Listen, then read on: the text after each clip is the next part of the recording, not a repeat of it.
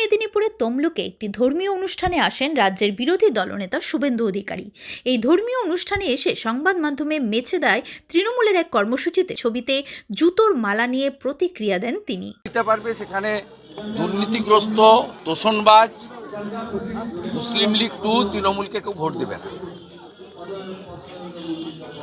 তৃণমূলের কতগুলো মুসলমান নেতা মেছে দেয় আমার গলায় জুতা পরিয়ে টাঙ্গিয়েছে বিকালবেলা। এগুলো যত করবে তত ভালো হবে।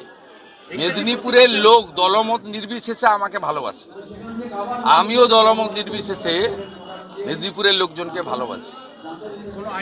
এবং না নেওয়ার কোনো দরকার নেই, এই ছবিটা বেশি করে দেখান। মুখ্যমন্ত্রী লোকসভা নির্বাচনে কাঁথি থেকে তমলুক হেঁটে দিয়ে গেছেন, কাঁথিতে হেঁটেছেন 8-7 কিলোমিটার। ভাইপো তমলুকে বাস নিয়ে এসেছিলেন, 5 স্টার মিছিল করেছেন, বলেছিলেন অধিকারী মুক্ত পূর্ব মেদিনীপুর চাই, আর মানুষ ওদের পিসি ভাইপো মুক্ত করে দিয়েছে। আমার গলায় যে জুতোর মালাটা পরিয়েছে ওরা তৃণমূলের মুসলমানগুলো, সেই ছবিটা ভালো করে যদি পারেন দেখান, যত দেখাবে একদম সাফ হয়ে যাবে। শুধু পূর্ব মেদিনীপুর নয়, অবিভক্ত মেদিনীপুর থেকে সাফ হয়ে যাবে। প্রতিবাদের ভাষা কি এইরকম হওয়া উচিত? এইরকম ভাবে প্রতিবাদের ভাষা কি? কয়লাকে যদি সারা রাত্রি দুধে সিদ্ধ করেন, খাঁটি দুধে কয়লা কালোই থাকে।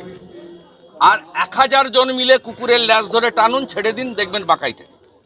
Bureau report, D Bangla news.